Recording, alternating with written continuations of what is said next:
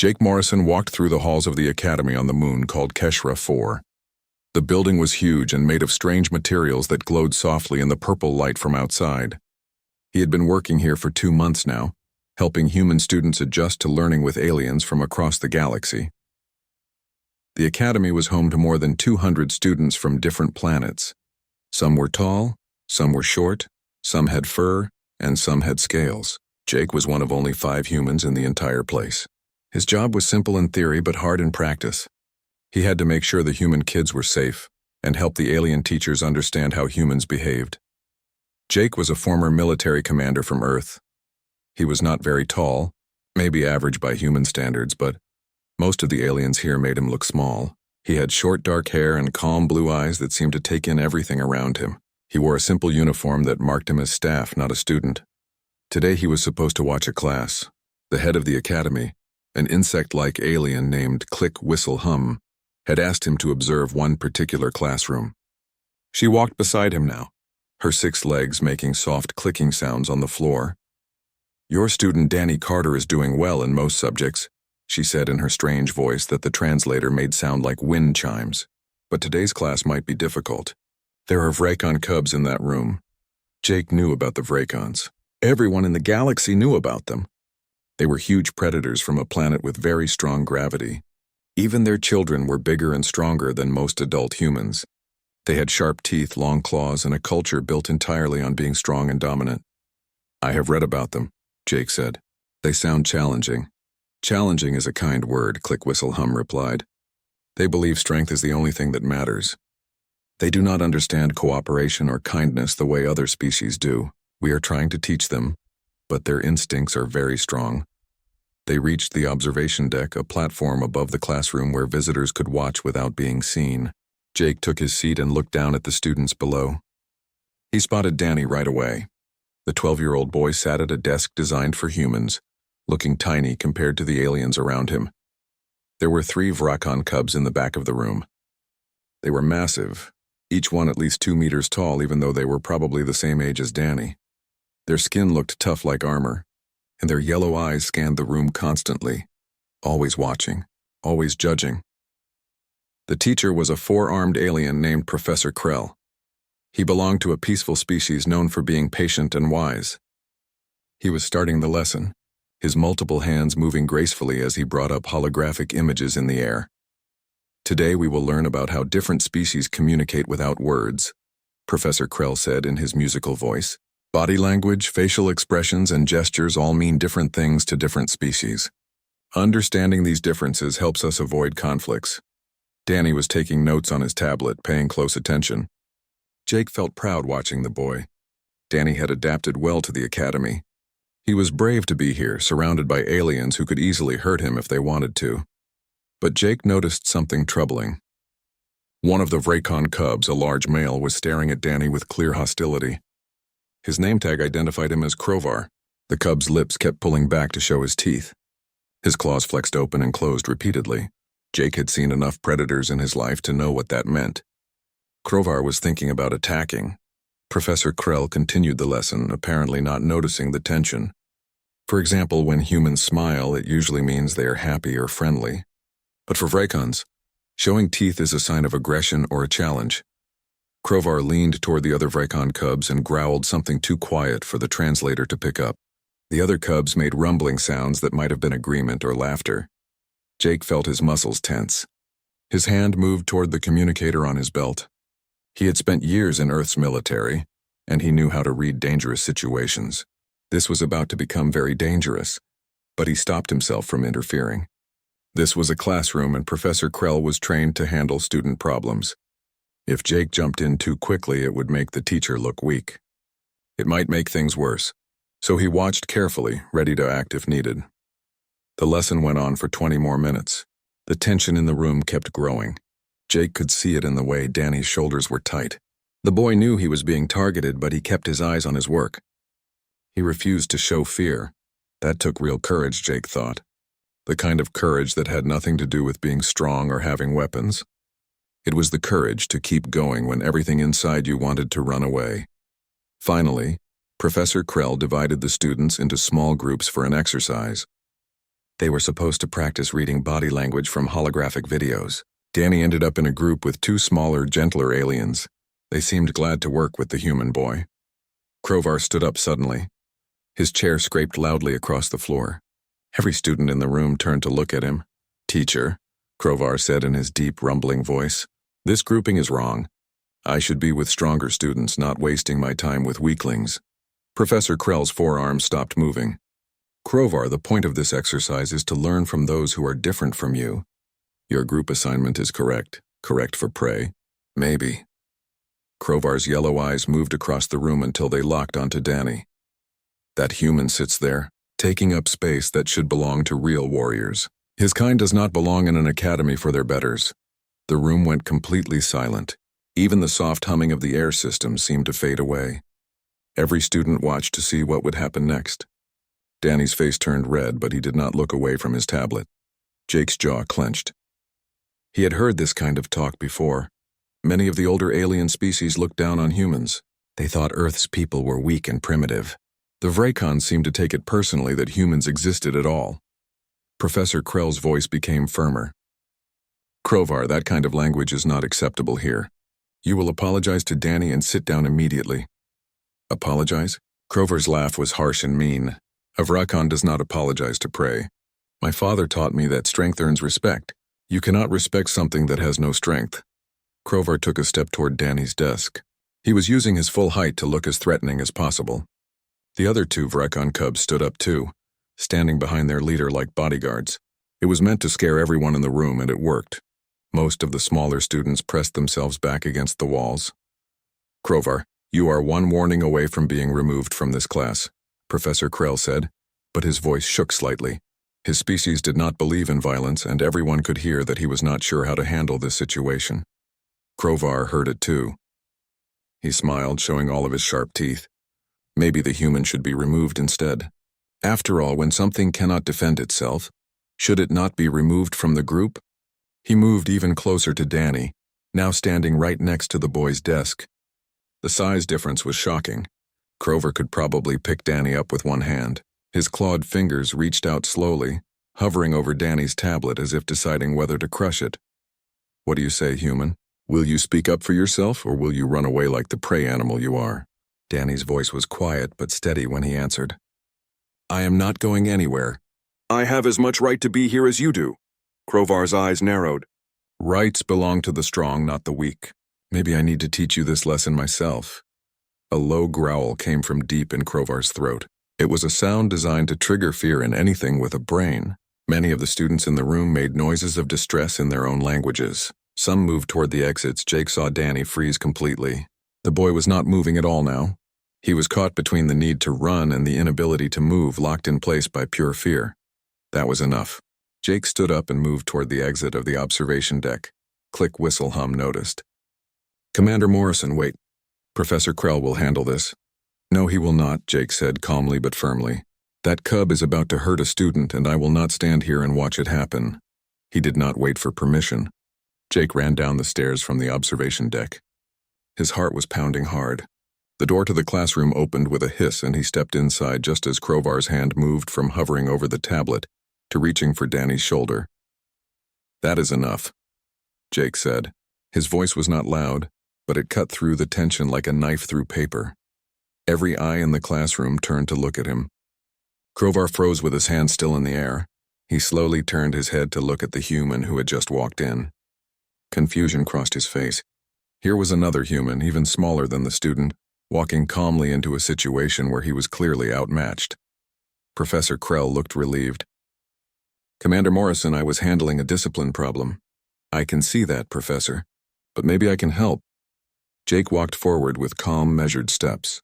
He positioned himself between Krovar and Danny, not in an aggressive way, but clearly marking a line that should not be crossed.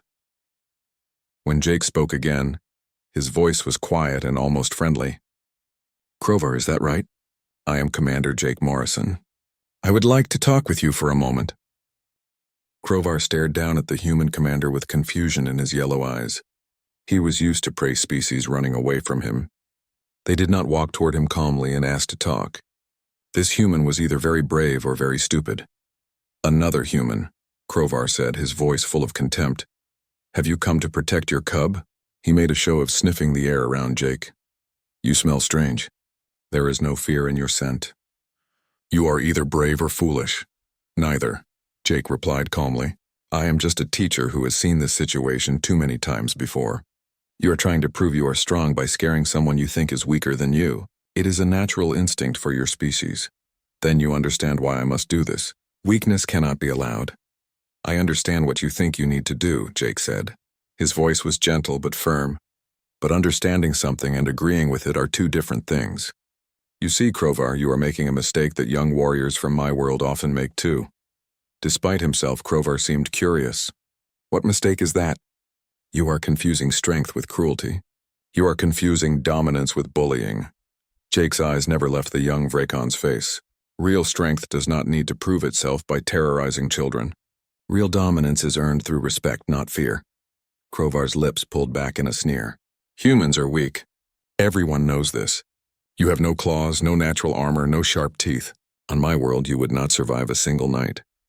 You're probably right, Jake agreed, which seemed to surprise the cub. In a direct fight on your world, a human would not stand much chance against a Vracon. But strength comes in many forms, and survival is not always about who has the biggest teeth. He took a step closer to Crovar. He was now well within reach of those claws and teeth, but he showed no fear at all. Did you know that humans evolved as persistence hunters? We could not outrun our prey. We could not overpower it with brute force, so we learned patience. We would track an animal for days, sometimes weeks, until it collapsed from exhaustion. We learned to think, to plan, to work together. Stories to make your weakness sound noble, Crovar growled, but there was uncertainty in his voice now. Maybe. Or maybe it is a reminder that every species has its own form of strength. Jake glanced back at Danny, who was watching with wide eyes. This boy is here because he earned his place just like you earned yours. He studies hard, treats others with respect, and represents his species with honor. That takes a different kind of strength than physical power. Then he should prove himself, Crovar insisted, though his aggressive posture had relaxed a little. A challenge to show he deserves to be here. Jake shook his head slowly. No, Crovar. That is not how this is going to work. The word hung in the air. Crovar's eyes widened. In Vracon culture, refusing a challenge was the same as admitting defeat. It meant accepting the lowest place in the hierarchy. You refuse? Crovar's voice showed his disbelief. Then you admit human weakness. I am not refusing because I fear you, Jake said calmly. I am refusing because you have already lost this confrontation, and you do not even realize it. Confusion rippled through the classroom. Even Professor Krell looked uncertain about where this was going. The other Vracon cubs exchanged glances, clearly as puzzled as their leader. Jake continued, his voice still quiet but now carrying an unmistakable edge of authority. You came into this classroom planning to establish dominance through intimidation. You picked a student you saw as weak and threatened him. You disrupted the class and disrespected your teacher. In doing so, you have shown everyone here exactly how insecure you really are. Crovar's growl came back deeper this time. I am not insecure. I am Vracon. We are bred for strength. Then why do you need to prove it by bullying a child? Jake's question was sharp and direct. True strength does not need constant validation. The most powerful warriors I've ever known were also the quietest, because they had nothing to prove to anyone. He gestured around the classroom at the watching students. Look at them, Crovar. They are not looking at you with respect or admiration. They are looking at you with fear and disgust. Is that the legacy you want? Is that what your father taught you? To be feared rather than respected? For the first time, real uncertainty crossed the young Vracon's face. His eyes swept around the room, taking in the reactions of his classmates. The smaller species were cowering, but their faces showed revulsion, not awe. Even some of the larger, stronger species looked uncomfortable. Crovar started, then stopped. He seemed unsure how to continue. Jake pressed forward. You want to know what real strength looks like? It is the teacher who patiently tries to educate students even when they are being difficult. It is the boy who refuses to run even when faced with someone who could tear him apart. It is having the power to hurt someone and choosing not to. He took another step closer, now completely within Crovar's reach. The size difference was almost funny. Jake barely came up to the Vracon's chest, but something about Jake's posture, his tone, His absolute certainty made it seem like he was the larger presence in the room. You growled at your teacher. You threatened a fellow student. You disrupted this entire class. And now, Crovar, you are going to do something that takes more courage than any physical challenge ever could.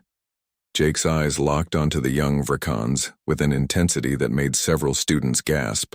When he spoke next, his voice carried the unmistakable weight of command. It was the tone of someone who expected to be obeyed and would accept nothing less. Apologize. The room fell completely silent. The word was not shouted. It was not aggressive or threatening. But it landed with the force of a physical blow. In that single word was an expectation, a demand, and a test all rolled into one. Crovar stood frozen. His mouth hung slightly open in shock. Apologize, the concept was almost alien to young Vracons. Apologies were signs of weakness, admissions of defeat. To apologize meant submitting to another's authority, admitting that you were wrong. And this human, this tiny, fragile creature, was demanding it. I will not, Crovar finally managed to say, but his voice lacked conviction. Yes, you will, Jake replied with absolute certainty.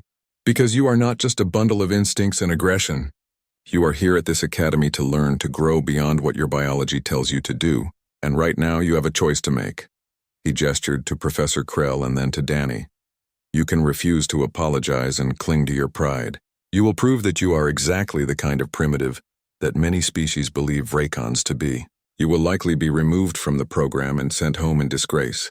You will confirm every stereotype about your people being unable to function in civilized society. Jake's expression softened just slightly. Or you can show real courage. You can admit you were wrong. You can apologize to those you have offended. You can demonstrate that Vracons are capable of growth and honor, that your people can be more than just predators, that you can be leaders and scholars worthy of respect. The silence stretched on and on. Crovar's clawed hands opened and closed repeatedly. His eyes darted around the room, looking for support from his fellow cubs, but they were watching him with what might have been hope or anticipation. Jake waited. He did not fill the silence with more words. He did not push harder. He simply stood there, a small human facing down a predator 3 times his size. He radiated an expectation of compliance that seemed to fill the entire room. From the observation deck, Click Whistle Hum watched in fascination. Extraordinary, she whispered to the other observers. He is using social hierarchy against the cub's instincts. He is making the apology seem like the strong choice rather than the weak one. In the classroom, Crovar's internal struggle showed in every tense muscle. His breathing had become faster. His eyes showed a mix of anger, confusion, and something that might have been fear. Not fear of physical harm, but fear of making the wrong choice. Finally, after what felt like forever, Crovar's shoulders sagged slightly. When he spoke, his voice was barely above a whisper, as if the words were being pulled from him against his will. Professor Krell, he began, and then stopped. He swallowed hard. Jake nodded encouragingly but said nothing. This had to come from Crovar himself. Professor Krell, the young Vracon, tried again. I was disrespectful. My behavior was wrong for this learning environment. Each word seemed to cost him something, but he continued. I apologize for disrupting your class and for disrespecting your authority. Professor Krell's forearms spread in a gesture of acceptance. Your apology is accepted, Crovar. Growth often begins with recognizing our mistakes. But Jake was not done. And Danny? Crovar's eyes closed briefly as if gathering strength. Then he turned to face the human boy who still sat at his desk, watching everything with a mixture of fear and amazement. Human. Danny. Crovar's voice was stronger now, perhaps finding some courage in having already made one apology. I threatened you. I tried to use fear and intimidation to make myself feel superior. This was wrong. You have earned your place here through merit, and I had no right to question that or to make you feel unsafe. He paused, then added something that surprised everyone in the room. You showed courage by not running away. That is worthy of respect. Danny blinked several times, clearly shocked. Then he nodded slowly. Thank you, Crovar. I accept your apology. The tension in the room broke like a bubble popping. Students released breaths they had been holding. The gentle Pelthian named Whisper Song started making her normal melodious sounds again. Even the Tellurian student's bioluminescence, which had dimmed to almost nothing in fear, brightened back to its healthy glow. Jake placed a hand on Crovar's arm. Just hours ago, such a gesture would have been suicide. Now it seemed natural. That took real strength, Crovar. More than you know. What you just did, owning your mistakes and making them right, that is the mark of a true warrior. Crovar looked down at the small human hand on his arm, then back up at Jake's face. On my world, apologies are weakness. On many worlds they are, Jake agreed. But you are not just on your world anymore. You are part of something bigger now. You are part of a community of different species learning to live together, and in that community the ability to admit fault and seek reconciliation is one of the greatest strengths anyone can have. He released the cub's arm and stepped back. Return to your seat, Crovar, and next time you feel the need to establish dominance, try doing it through excellence in your studies instead of intimidation. I promise you that will earn you far more respect than fear ever could. Crovar nodded slowly, still processing everything that had happened. He moved back to his seat. His two companion cubs watched him with what might have been newfound respect. Something fundamental had changed in the room during those few minutes. Professor Krell cleared his throat. His forearms gestured to restore order. Well then, students, let us return to our lesson on communication without words. I believe we have just had a very practical demonstration of several concepts, including dominance displays, de-escalation techniques, and the power of words to resolve conflicts. As the class resumed, Jake caught Danny's eye and gave the boy a small nod. Danny smiled weakly, the color slowly returning to his face. The fear would take time to fully fade, but the boy had learned something important. He had learned that standing up to bullies did not always require matching their aggression. Jake quietly left the classroom. Once outside, he allowed himself a moment to lean against the wall. His heart was still racing from the confrontation.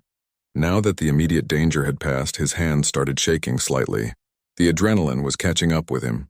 Click, whistle, hum came out from the observation deck. Her compound eyes regarded him with what he had learned to read as approval. That was exceptional, Commander Morrison. You handled a potentially violent situation without using force or formal discipline. I just did what needed to be done, Jake replied, pushing off from the wall. But we need to talk about the bigger issues here. This was not just a teenager acting out. There are deeper cultural tensions at play. Indeed, the administrator agreed. Come to my office. We have much to discuss about how we are integrating species with such different values. That evening, Jake sat in the faculty dining area. He was picking at a meal of synthesized protein that was supposed to taste like Earth food, but missed the mark. Across from him, Professor Krell was finishing his own meal, which involved absorbing nutrients through special patches on his forearms. I have been teaching for 12 cycles, Krell said. In all that time, I have never seen a Vracon cub voluntarily submit to authority from what they consider a prey species. I am not sure voluntary is the right word, Jake said with a slight smile. I gave him a choice, but I made it very clear which choice he was expected to make. Perhaps, but the outcome is still extraordinary. Krell's four eyes blinked one after another, a sign of deep thought. You should know that this will not be the end of it. Crovar's father will be informed of the incident. Vracon parents take great interest in challenges to their offspring's honor. Jake nodded. He had been expecting that. Will it be a problem? That depends on how the father interprets the events. Vracons respect strength and honor. If he sees his cub as having been humiliated, there may be demands for combat challenges or other traditional responses. But if he recognizes that Crovar actually demonstrated growth and maturity, then perhaps this becomes a learning moment for the entire family. A commotion near the entrance interrupted their conversation. 3 adult Vracons had entered the dining area. Their massive frames made even the generous space seem cramped. They moved with the grace of apex predators, scanning the room until their eyes fixed on Jake. That was fast, Jake muttered, setting down his utensils. I assume that is Crovar's family? The one in front is Sire Craven, one of the most decorated warriors in recent Vracon history, Krell said quietly. The female is Matron Silvara, equally formidable. The other male is likely a clan brother or honor guard. Jake stood as the Vracons approached his table. Up close, they were even more imposing than the cubs. Craven stood at least 2.5 meters tall. His body was covered in dense muscle and decorative scars that spoke of countless battles. His eyes were the same yellow as his son's, but they held a cold intelligence that young Crovar had not yet developed. You are the human who interfered with my cub's challenge, Craven stated without any greeting. His voice was deep enough to make Jake's chest vibrate. I am Commander Jake Morrison, Jake replied, meeting the warrior's gaze without looking away. And I did not interfere with the challenge. I stopped what was about to become an assault on a student. Silvara moved to stand beside her mate. Her own predatory grace was evident in every movement. My son reported that you demanded he apologize, that he submitted to your authority. He reported correctly, Jake confirmed. Submission is weakness, Craven growled. You have shamed him and shamed our family. Jake had prepared for this possibility. He had thought about various responses during his walk from the classroom. But now, faced with two adult apex predators who were clearly angry, he decided that careful diplomacy was less important than honest truth. With respect, Sire Craven Matron Silvara, your son did not submit. He made a choice, and it was the choice of a warrior, not a bully. Craven's eyes narrowed dangerously. Explain your meaning, human. Your son was about to physically attack a smaller, weaker student who had done nothing to provoke him except exist. That is not the behavior of a warrior. That is the behavior of a coward who needs to hurt others to feel strong. The temperature in the room seemed to drop. Several nearby faculty members quietly moved away from the confrontation. They were giving the potential combat zone plenty of space. Krell remained seated but had shifted to a more alert posture. Silvara's lips pulled back, showing teeth that could easily remove a human head. You dare call my offspring a coward? I said he was behaving like one. There is a difference. Jake's voice remained calm, though his heart was hammering. I also said that when I gave him the choice to change that behavior, to own his mistake and make it right, he chose honor. He chose to be a warrior instead of a bully. That took more courage than any physical challenge would have required. Apologies are weakness, Craven repeated. But there was something in his tone now, a question hidden beneath the assertion. Are they? Jake challenged. Can you honestly tell me that you have never made a mistake in combat? Never misjudged an opponent or made a tactical error? Of course I have, Craven admitted. All warriors make mistakes. And when you realized your error, did you adjust your strategy? Did you acknowledge the mistake and adapt? That is different. That is learning from battle experience. How is it different? Jake asked. Your son was in a different kind of battle, a social one. He made a tactical error by threatening a fellow student and disrespecting his teacher. When I made him aware of his error, he acknowledged it and adapted his strategy. That is exactly what you just described. Silvara exchanged a long look with her mate. Some unspoken communication passed between them, the kind that only came from years of partnership. Finally, Craven spoke again. His tone was less aggressive now. Among our people, admitting fault to prey species is considered ultimate submission. It means accepting a lower position in the hierarchy.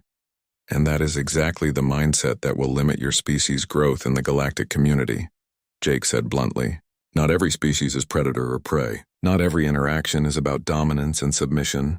Your son is here at this academy to learn that lesson, to understand that the galaxy is more complex than the food chain on your homeworld. He took a step closer to the towering Vrakons. He was now close enough that they could easily strike him down if they chose. You want to know what I think? I think your son showed incredible strength today. He faced down his own instincts, his entire cultural conditioning, and chose growth over stagnation. He chose to be part of something bigger than himself. That is not weakness. That is evolution. The silence that followed was profound. Craven and Silvara stood motionless, processing the human's words. The clan brother behind them had a hand on the ceremonial blade at his hip, ready to defend his family's honor if needed, but he made no move to draw it.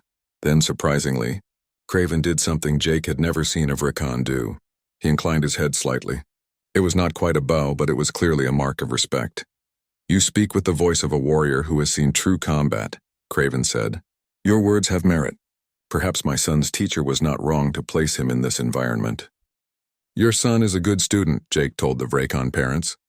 He is smart, dedicated, and yes, strong. With proper guidance, he could become a bridge between your people and the rest of the galaxy. He could help others understand that Vrakons are more than just apex predators, that you are a species capable of wisdom, honor, and growth. These are not words I expected to hear from human lips, Craven admitted. Your species has a reputation for being soft, emotional, and weak. And your species has a reputation for being brutal, inflexible, and incapable of cooperation, Jake countered. Maybe both our species would benefit from proving those reputations wrong. A sound that might have been laughter came from Craven's throat. Bold words, human. Very well. We will not challenge your actions today, but we will be watching how you and this academy treat our son. If we find that he is being undermined or weakened by your human philosophies, we will remove him from this place. That is fair, Jake agreed. All I ask is that you judge him by results, not by preconceptions. The Vrykons left with the same dramatic presence they had arrived with. As soon as they were gone, Jake felt his knees go weak. He had to sit down quickly before anyone noticed. Professor Krell made a sound that his translator turned into impressed amusement. You face down adult Vrykon warriors with the same calm you showed their cub. Either you are the bravest human I have ever met or the most foolish. Probably a bit of both, Jake admitted. His hands were shaking as he reached for his water. But sometimes bluffing is the only strategy available when you are outmatched. Bluffing implies deception. I do not think you were deceiving them. You believed every word you spoke. True, but I was definitely exaggerating my confidence level. Jake managed a weak smile. Inside, I was absolutely terrified. Over the following days, Jake noticed changes spreading through the academy. The incident had started conversations among students and faculty about strength, respect, and the nature of courage. Species that had never talked to each other before were suddenly discussing their different cultural values around hierarchy and conflict resolution. Danny Carter had become something of a celebrity among the smaller species. He was the human boy who had stood firm in the face of Vrykon aggression. He handled the attention with surprising maturity. He often downplayed his role and instead talked about Commander Morrison's intervention. But the most significant change was in Krovar himself. The young Vrykon had become noticeably quieter in classes. He was less quick to assert dominance through intimidation. He began participating in discussions rather than simply growling at other students' ideas. His academic performance, which had been adequate, improved dramatically as he channeled his competitive nature into achievement rather than aggression. One afternoon, about a week after the incident, Jake was in one of the academy's common areas. Krovar approached him. The young Vrykon seemed uncomfortable. His usual aggressive confidence was replaced with something more uncertain. Commander Morrison, Krovar began, then hesitated. May I speak with you? Of course, Krovar. What is on your mind? I have been thinking about what you said. About strength taking many forms. The cub's clawed hands flexed nervously. My father and mother spoke to me after their visit. They said that you defended my honor even while criticizing my actions. This confuses me. Jake gestured to a nearby seating area. They sat down, though Krovar's bulk made the furniture creak loudly. It is not confusing once you understand the distinction. Your actions were wrong, but that does not make you a bad person. You made a mistake, owned it, and tried to do better. That is worthy of respect. On my world, mistakes mean weakness. Weak warriors do not survive. Maybe on your world, Jake agreed. But you are training to operate in the larger galaxy now. And in that context, the inability to admit mistakes and adapt is the real weakness. The strongest leaders I have ever known were the ones who could say I was wrong and change course. Krovar absorbed this in silence for a moment. Then he asked, why did you defend me to my father and mother? You could have described me as you saw me in that moment. A bully threatening a smaller student. Instead, you spoke of my choice to be honorable. Because that is what I saw, Jake said simply. Yes, you were about to do something terrible. But when given the choice, when presented with a different path, you took it. That moment of decision, that is what defined you, not the aggressive behavior that came before it. I still do not fully understand humans, Krovar admitted. You are small and weak in body, yet you create fear in me that larger predators do not. How is this possible? Jake smiled. Because physical strength is not the only kind that matters. Humans learned long ago that working together, using intelligence and creativity, we could overcome challenges that would defeat any individual. We learned that psychological strength, the ability to stay calm under pressure and make smart decisions, often matters more than muscle and claws. Is this how your species survived? Through cleverness rather than power? Partly, but also through adaptability. Humans can eat almost anything, live in almost any environment, and cooperate with almost any other species if given the chance. We are generalists in a galaxy full of specialists. That is our strength. Krovar nodded slowly, processing this information. I wish to learn more about human strategies for conflict resolution. Will you teach me? The request surprised Jake. You want to learn from me? Your people consider mine prey animals. Perhaps that is why I need to learn, Crovar said with unusual insight. If a prey species can command respect without violence, then perhaps there are lessons my people have not yet understood. Jake felt a surge of hope. This was exactly the kind of breakthrough the exchange program was meant to create. I would be honored to teach you, Crovar. But I have one condition. What condition? You also teach me about Vricon culture and strategy. This has to be an exchange, mutual learning. I cannot claim to have all the answers, and your people's perspectives have value too. For the first time since Jake had met him, Crovar's expression could almost be described as a genuine smile rather than a predatory display. This is acceptable. We will learn from each other. They talked for another hour. They discussed everything from pack hierarchy to human military history, to the challenges of integration in a multi-species society. By the end of the conversation, Jake felt that maybe the future of galactic cooperation was a little bit brighter than it had been before. Word of Crovar's transformation spread through the academy. Other Vricon students began approaching Jake with questions about human behavior and psychology. Some of the more aggressive cubs started showing restraint in their interactions with smaller species. It was not a complete transformation. Old instincts died hard, but it was a beginning. The academy's administration took notice. Click, Whistle, Hum called Jake to her office one morning to discuss an interesting development. The Galactic Educational Council has been monitoring what happened here, she told him. They are most impressed with how you resolved what could have been a serious diplomatic incident. I just did my job, Jake said. You did more than that. The Vricon delegation has formally requested that human cultural advisors be assigned to other academies with Vricon students. They believe your species has unique insights into behavioral modification that could benefit their youth. That was surprising. The Vricons want more human teachers? Not teachers precisely. Advisors, mentors, bridges between their warrior culture and the cooperative model the galaxy is trying to build. Her compound eyes glittered. It seems you have accidentally created a new role for your species in galactic education. Jake considered the implications. More humans working with young Vricons meant more opportunities for misunderstanding and conflict, but also more chances for the kind of breakthrough he had witnessed with Crovar. What does Earth's diplomatic corps think about this? They are cautiously optimistic.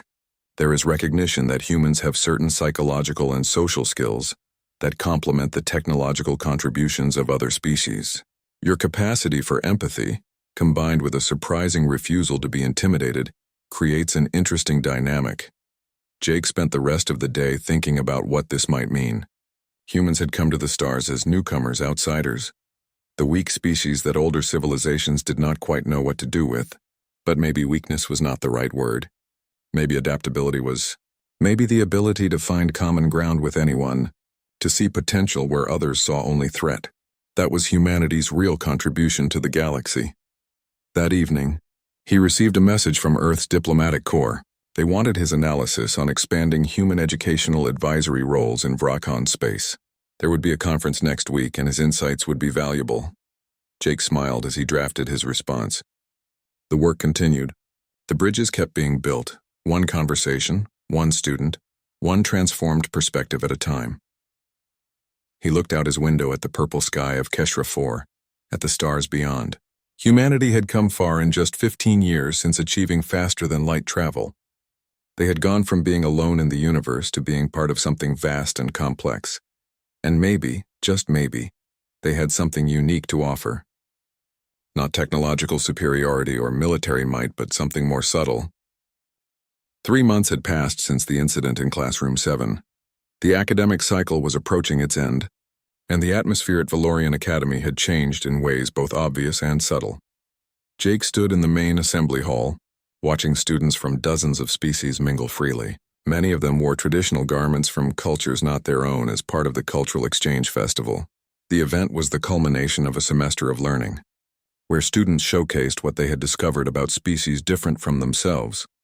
Danny Carter was demonstrating human cooking techniques to a group of fascinated Pelthians and Tellurians. He was carefully explaining why humans enjoyed spicy foods that other species found painful.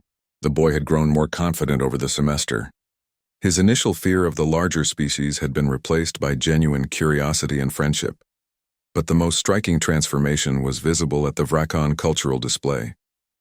Krovar and his two companions had created an elaborate exhibit explaining Vrakon history. They showed everything from their evolution as apex predators to their journey toward becoming a spacefaring civilization. What made it remarkable was not just the information, but how it was being presented. Krovar was explaining Vrakon hunting strategies to a mixed species group. He did it with patience and even humor, using comparisons that made the information accessible rather than frightening. When a small Quelian student asked if Vrakons ever felt fear, Krovar did not dismiss the question as weakness. Instead, he gave a thoughtful answer about how fear was a survival tool, not a character flaw. He has changed considerably, Professor Krell observed, joining Jake at his observation point, or perhaps revealed aspects of his personality that aggression had previously hidden. Probably both, Jake said. Young people are still figuring out who they want to be. Sometimes all they need is someone to show them there are more options than they thought. The other students respond to him differently now as well. They no longer see him as merely a threat but as a leader, one who happens to be physically strong but whose value extends beyond violence. Jake nodded. He watched as Krovar gestured enthusiastically while explaining something about Vrakon coming-of-age rituals. The young warrior had discovered that teaching others about his culture was its own form of strength. Sharing knowledge rather than hoarding it could establish respect. Click-whistle hum appeared beside them with the quiet efficiency of her species. Commander Morrison, you should know that several other academies have requested human advisors. The success here has been noted across the educational network. That is good news, Jake said. Though I hope they understand that every situation is different. What worked with Krovar might not work with other students. They understand, but they also recognize that humans bring a unique perspective to conflict resolution. Your species seems to have an intuitive understanding of social dynamics that complements the more rigid hierarchies of species like the Vrakons. The festival continued throughout the evening. Jake made his rounds observing the various cultural displays and noting how far the students had come. There were still moments of tension, still clashes of values and misunderstandings, but there was also genuine effort to bridge those gaps. Later that night, after most students had returned to their quarters, Jake found himself in the Academy's observation dome. The transparent ceiling offered a view of countless stars, each one representing worlds and species with their own values and traditions. Commander Morrison. Krovar's deep voice announced his arrival. The young Vrakon had learned to announce his presence rather than simply appearing, another small but significant change. May I join you? Please do. Krovar settled onto a reinforced bench designed for larger species. For a few minutes they sat in comfortable silence watching the stars. Finally, Krovar spoke. I have been accepted into the advanced program. I will remain at the Academy for another cycle, studying interspecies diplomacy. That is excellent news, Krovar. You have earned it. I do not think I would have earned it if you had not intervened that day. The young Vrakon's voice was thoughtful. I was on a path toward expulsion, toward becoming exactly the kind of Vrakon that makes others fear and hate my species. You changed your own path, Jake corrected. I just showed you there was a choice to make. Perhaps. But I think about that moment often. You were not afraid of me. I was terrified, Jake admitted. You could have torn me apart without effort. Krovar turned to look at him, surprise evident on his face. You were afraid? You showed no signs of it. That is the thing about courage, Krovar. It is not the absence of fear. It is being afraid and doing what needs to be done anyway. If you are never afraid, then bravery has no meaning. The young Vrakon absorbed this revelation quietly. My father says you are unlike any human he has met, that you have the heart of a warrior despite lacking a warrior's body. Your father is generous with his praise. He does not give praise lightly. Since meeting you, he has begun studying human history. He finds your wars particularly interesting. He says that humans fight with a creativity and adaptability that most species lack. Jake was not sure if that was a compliment. Humanity's history of warfare was not something he felt particularly proud of. We have had a lot of practice at fighting. Too much, probably. But you have also had practice at peace, Krovar observed. Your world has hundreds of distinct cultures, yet you have learned to cooperate. This is rare among species. Most achieve unity through dominance of one culture over others. Humans seem to have found a different path. We are still working on it, Jake said honestly. We have a long way to go, but you are working on it. That is what matters. Krovar stood, his massive frame blocking several star clusters from view. I wish to thank you, Commander Morrison, for showing me that there is honor in admitting fault. That strength can exist without violence. That of Rakan can be more than just a predator. He extended his clawed hand in the human gesture of handshaking that he had learned. Jake stood and clasped the offered hand, noting how carefully the young Vrakon controlled his strength to avoid hurting him. You are going to do great things, Krovar. I am certain of it. After Krovar left, Jake remained in the observation dome for a while longer. He thought about the journey that had brought him here, from Earth's military to the stars, from human conflicts to galactic challenges. He thought about the young Vrakon who had nearly hurt a child but had chosen growth instead. He thought about Danny, who had stood firm in the face of terror. Most of all, he thought about the future. The galaxy was vast, filled with species that had evolved under alien suns, shaped by environments and challenges humans could barely imagine. There would be more conflicts, more misunderstandings, more moments where violence seemed like the easy answer. But there would also be moments like this. Moments where different species learned from each other, where understanding bridged the gaps between worlds, where the choice to be better won out over instinct. His communicator beeped. Another message from Earth's diplomatic corps. They wanted detailed reports on the methodologies he had used with Krovar. They wanted to develop training programs for other humans who would work as cultural advisors. They wanted to understand how a single conversation had prevented violence and created lasting change. Jake began drafting his response. He explained that there was no magic formula, no perfect technique. Every situation was different. Every individual, whether human or alien, had their own motivations and fears and hopes. The key was listening, truly listening, and trying to understand what drove someone before judging them. He wrote about the importance of offering choices rather than ultimatums, about making the right choice seem strong rather than weak, about recognizing that beneath cultural differences and biological imperatives, most intelligent beings wanted similar things: respect, purpose, the chance to be better than their worst impulses. As he wrote, Jake realized that the lesson worked both ways. Krovar had learned that strength came in many forms. But Jake had learned something too. He had learned that even the most aggressive, seemingly inflexible beings were capable of growth. That no one was defined entirely by their biology or culture. That change was always possible if someone was willing to show a different path. The stars continued their eternal dance outside the observation dome. Jake finished his report and sent it off to Earth. Then he pulled up his schedule for the next semester. There would be new students arriving, new challenges to face, new opportunities to build bridges between species. He thought about that moment in Classroom 7, a Vrakon cub growling at a teacher, a human boy frozen in fear, and Jake stepping forward to say one word that changed everything. Apologize, such a simple word, such a powerful concept. The idea that you could be strong and still admit fault, that you could be a warrior and still show humility, that you could be part of an apex predator species and still choose cooperation over dominance. That one word, and the choice it represented, had rippled outward in ways Jake could never have predicted. It had changed Krovar. It had influenced other Vrakon students. It had caught the attention of the Galactic Educational Council.